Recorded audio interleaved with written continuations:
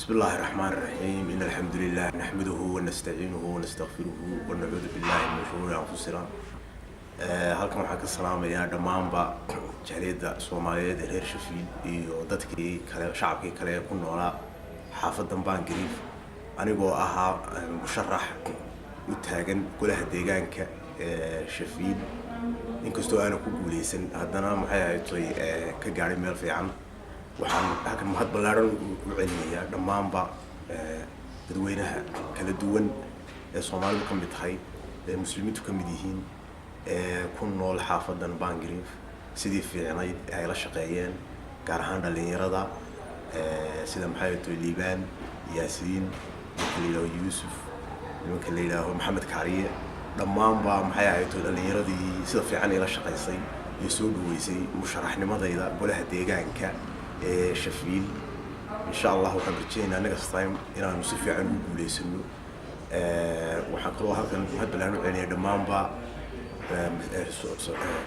Somaliland جالية Somaliland مساجد ده إمامنا المساجد ده دي مكذولية هي دمانبا ضد المسلمين تا كنا حافظنا مجال Sheffield جارهان حافظنا بانجريف وحنا هسه عم بدرس شقيسان وأنكم مهتمين إن شاء الله next time كانوا محيطي كولي صندوقنا إنه يالنو تيرون هاي Somaliland حيردبين كوصل إنه بمثله محيطي تذكر Somaliland بمثله وحن مهد بلارون علنية بعد الميديا سيد ياسين فارح إيو محيطي وبصديقة في عنا محيطي لا شقيين إيو سيد في عنا محيطي وجارسيين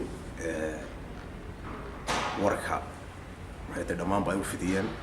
waxaan kaloo halkan ku baraarujinayaa Soomaalidu inay maxay ahayd way israacis gareeyaan maadaama dad badan aan israacis gareyn waxa dib u dhac ku yimi foodkii